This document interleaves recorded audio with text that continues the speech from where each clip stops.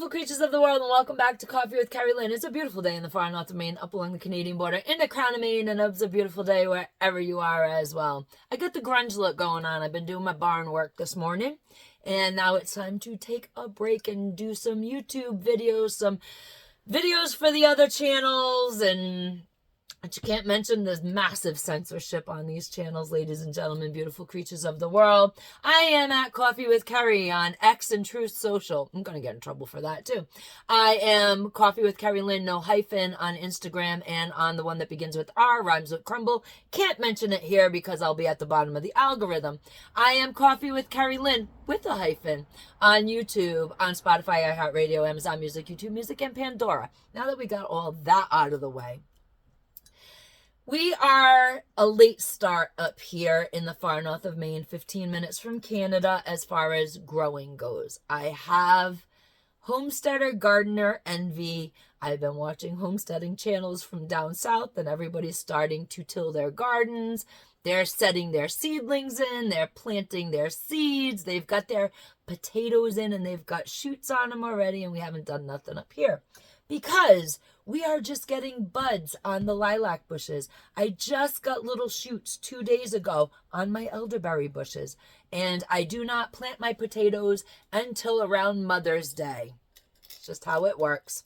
And we do not set our garden in until after June 15th. Everybody claims up here that I set a late garden, and they like making fun of me and my late gardening habits. However, last year, they set their gardens, and on June 15th, the killing frost came through. I had not set my garden yet. We had lifey things happen, and I was not going to be able to start planting my seedlings or my seeds until about June 20th. And everybody lost everything. It was absolutely devastating. On June 16th at 9 a.m., we have friends that own greenhouses up here.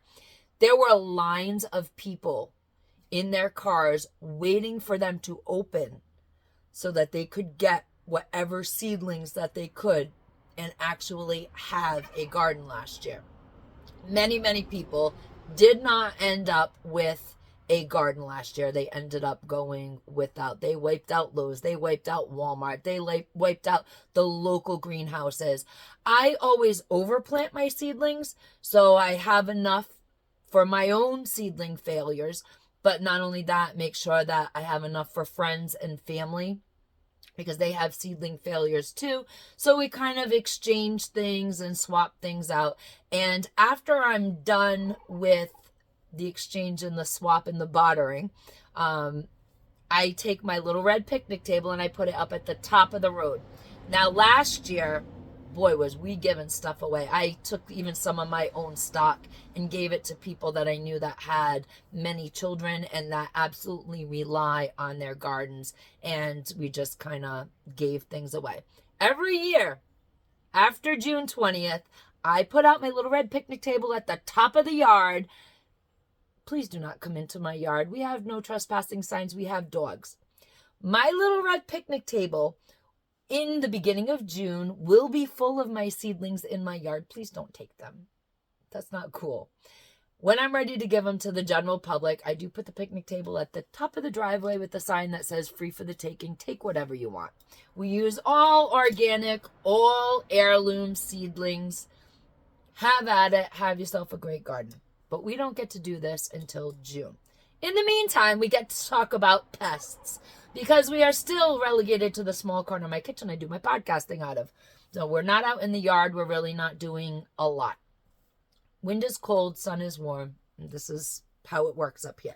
Today, I want to talk about Diatomaceous Earth. It is the homesteader's secret weapon against all kinds of pests, from lice to chewing lice to mites to bed bugs. This is how homesteaders get rid of the icky, nasty pests that are very difficult to talk about sometimes. It's a thing. I hate talking about this stuff because it kind of wigs people out, but we're going to show you, or at least tell you, how we combat these horrible little beasties that sometimes sneak into your life. Ladies and gentlemen, beautiful creatures of the world, Diatomaceous Earth, or DE, All it is fossilized algae that's found in riverbeds. DE works in two ways. First, it cuts the shell of the pest. So if you're talking about fleas, or you're talking about lice and lice eggs, if you're talking about mites, they have a little crusty shell. So the DE is kind of like glass, and it slices the pesty, slices their shell, and it has a drying component to the DE, and that is silica. And that actually sucks all the moisture out of the pest. So whether you're dealing with barn mites, chewing lice on pets, or you're dealing with head lice on children, DE is the way to go. Same thing with bed bugs. You just sprinkle DE underneath your mattress and kind of do the rub in, and it will take care of everything for you. I'm going to show you what DE looks like. You're going to get this. A lot of local hardware stores do sell DE, but they do not sell the food grade DE. Tractor Supply does sell food grade DE, and that's what you need to use around your home. The food grade stuff. All it is a white powder. I have to keep it in a bag because you can't huff it, ladies and gentlemen, beautiful creatures of the world. If you're huffing white powder, you got more problems than what you thought. It's very fine and it is very silky. However, when you stick your hand into it and you take your hand out of it, you can feel all the moisture from the silica being sucked out of your skin. And you feel like you've had your hands in a bag of salt. It's silky smooth. It doesn't cut you. It cuts the pesty. That's how this works. It's a twofold thing. It's coarse enough for the pest to have their hard shell cut, and then it dries them out with the silica, and that's all there is to it. Now, when you clean your barn out, this is my barn cup. People like to see how we do things. This is my barn cup. It's just a depression dessert dish. So I clean my barn out, get everything out of there. Then I take this and I sprinkle it on the barn floor, all in the corners. Just take my cup and I sprinkle, sprinkle, sprinkle. I sprinkle it. I put it in my hen boxes. I put it in the dust bath that we have for the chickens. Put a little bit in there, about 1/4 teaspoon does it all. And they'll roll around in it. And if they do have any mites, this will take care of it. If you have meat rabbits, I know beginner homesteaders that have done this where they've used chemical pesticide flea killer on their meat rabbits. You're going to use DE. Take about 1/4 teaspoon, sprinkle it on your bunny, rub it all in, brush your bunny out. Use it in your bunny hutches. You can use this, it's perfectly fine. Clean out your hutch, sprinkle some in, leave it in for a couple hours, dust it out, brush it all out, and then you can, however you set your meat rabbits. Some people put a lot of hay in their meat rabbit cages. Other people don't. Whatever floats your boat. I'm not telling you how to raise rabbits. I have also Angora rabbits. They're show rabbits. And this is what we use on the long hair bunnies. And we use it once a month because they do go outside and frolic. They frolic in the grass. And they frolic in the paddock that we have for them outside because they love being outdoors. And we love our bunnies to be happy. Put it on the bunny, rub it in, brush the bunny out. Don't brush it toward the bunny head because you don't want your rabbits huffing this in. You can work it into the ears a little bit. If your bunny has mites on the ear, you can absolutely rub this into your bunny's ear. I'm not going to show you what bunny ear mite is because we don't have it. And so go Google that and you can see what an ear mite on a rabbit looks like. Ladies and gentlemen, beautiful creatures of the world.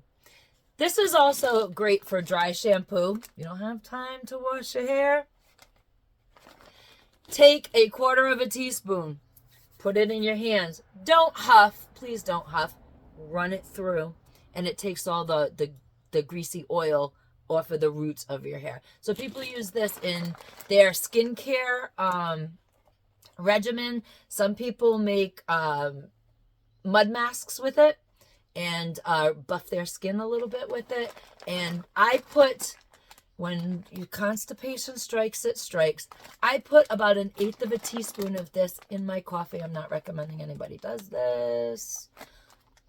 And it frees up your constipation. Just saying. Also, if you have children, they go to school. There are lice in the school systems, ladies and gentlemen, beautiful creatures of the world. Because we have been using Rid and Nix for 50 years or more on lice, we now have super lice. Here's your secret weapon, ladies and gentlemen, beautiful creatures of the world. Very, very simple application of DE on head lice. Put a teaspoon of DE on the child's head, put a dust mask on them, put a bandana on them. Don't let them huff it. Put a shower cap on the child's head, plunk child down in front of television, video game, make them read a book. Don't take the shower cap off, go play. 2 hours later, generally the course of a Disney movie, take the shower cap off, wash the child's hair in any kind of shampoo that has tea tree oil in it. What the DE is going to do is it is going to slice the active lice, make a little nick in them on their little back, and then it is going to dry the bug out. It is also going to make a little slice on the egg, and it is going to dry the egg out. Now, after you get the hair washed, take your little comb, your lace comb, and go through the child's hair. You're going to do this again in 2 days. 2 days pass, whole process again, and then you should be lice-free. Lice is not fun, ladies and gentlemen, beautiful creatures of the world. It is also a good remedy for bed bugs. Just put it in between the mattress and the box spring, kind of rub it in the sides of the mattress. You can even put a layer on the top of your mattress and then vacuum your mattress at the end of a couple hours goes by, vacuum up your mattress. Again, same premise. It slices the shell, the hard back on your bed bug, and then it dries the bed bug out, and then your vacuum will suck up the buggy and suck up all the powder so that you're not huffing that. Please do not huff this stuff. I can't stress that anymore because, you know, censorship and stuff. They don't like us talking about natural remedies. Always bear in mind, ladies and gentlemen, beautiful creatures of the world, natural remedies are not 1,000% safe. So please be very mindful how you use natural remedies, how you apply them, what you use them for, and who you use them on.